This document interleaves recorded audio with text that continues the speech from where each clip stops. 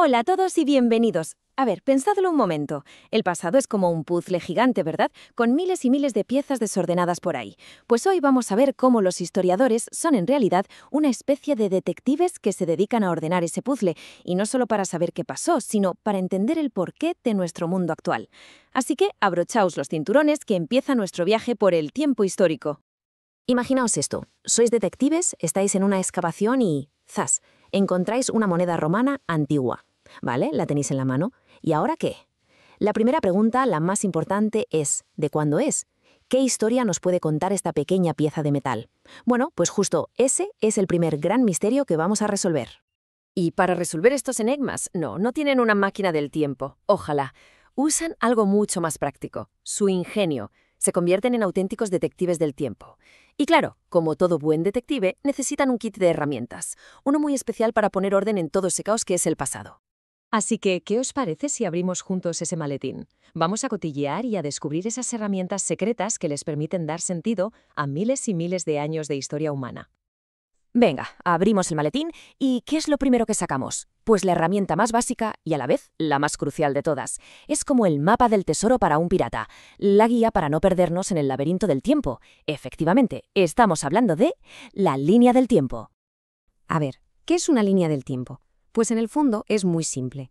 Es como una regla larguísima donde vamos colocando los acontecimientos en orden, desde lo que pasó antes hasta lo que pasó después. Y esto es clave, ¿eh? Es pura lógica. Es como el efecto dominó. Para saber por qué ha caído la última ficha, tienes que ver cuál la empujó primero. Pues en la historia, igual. Fijaos en esta línea que tenemos aquí. Hay un punto que lo divide todo, como una frontera. Ese es el año 0, que por convenio histórico se asocia al nacimiento de Cristo. Y esto lo cambia todo, porque todo lo que pasó antes de ese punto lo llamamos antes de Cristo, o sea, AC. Y todo lo que vino después, pues después de Cristo, DC. Fácil, ¿no? Vale, y aquí viene la parte que a veces lía un poco, pero que es súper interesante. Lo que está después de Cristo, el DC, es como contamos los años ahora. 1, 2, 3, 2024, hacia adelante. Pero ojo, en la parte de antes de Cristo, la cosa va al revés. Es una cuenta atrás hacia ese año 0.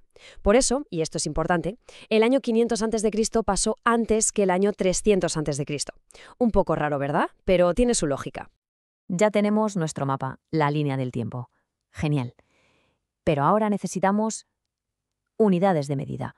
Un detective no puede analizar un caso fijándose solo en los segundos, ¿verdad? Necesita ver horas, días, pues en la historia pasa lo mismo. Hablamos de periodos tan largos que necesitamos agrupar los años. Sería una locura medir la historia año por año. Es como intentar medir una autopista en milímetros. Así que usamos varias medidas. Un lustro son 5 añitos. Una década, 10. Esas no suenan.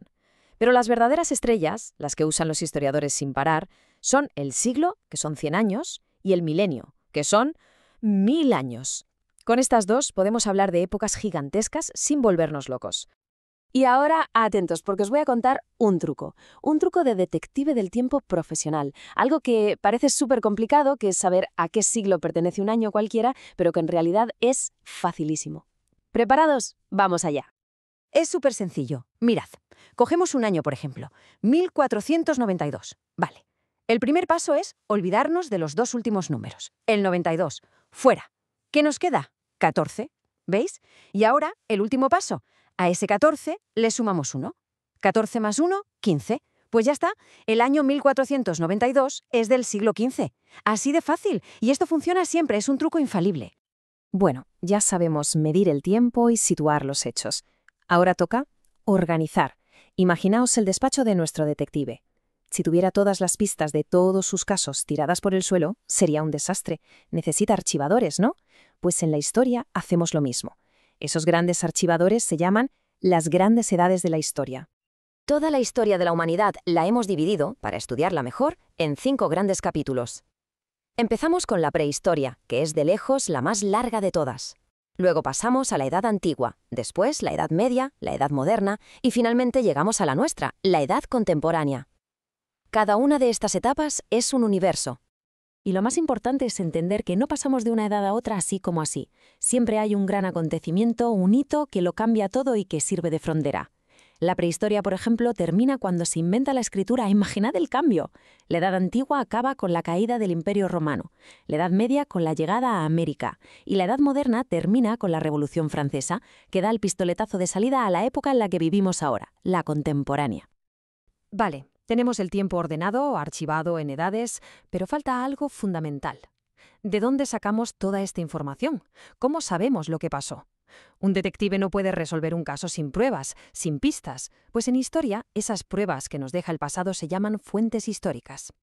Y hay fuentes de todo tipo, ¿eh? Tenemos las escritas, un libro antiguo, una carta, una ley. Luego están las materiales, una moneda, una herramienta de piedra, los restos de un edificio. También las orales, que son las leyendas y canciones que se transmiten de generación en generación. Y por último, las gráficas, una pintura en una cueva, un mapa antiguo. El trabajo del historiador es juntar todas estas pistas como un puzzle para reconstruir el pasado. Y con esto ya tenemos el kit de herramientas del detective del tiempo al completo. Líneas de tiempos, siglos, edades, fuentes. Pero ahora viene la pregunta del millón. ¿Y todo esto para qué? ¿Por qué nos importa tanto ordenar el pasado con esta precisión? Pues la respuesta es la clave de todo. Ordenar los hechos, saber el cuándo, no es por coleccionar fechas, es la única manera de entender el por qué. Es ver cómo una cosa llevó a la otra, ese efecto dominó del que hablábamos. Entender el pasado nos da las claves para comprender por qué nuestro mundo hoy es como es, ni más ni menos. Y ahora, para terminar, os propongo un último caso, el más personal de todos. Convertíos por un momento en detectives de vuestra propia vida. Si dibujarais vuestra propia línea del tiempo, ¿qué momentos importantes pondríais? ¿Qué acontecimientos han marcado un antes y un después para vosotros? Porque al final, la gran historia, con mayúsculas, no es más que la suma de todas nuestras pequeñas y únicas historias. Gracias por acompañarme en esta aventura.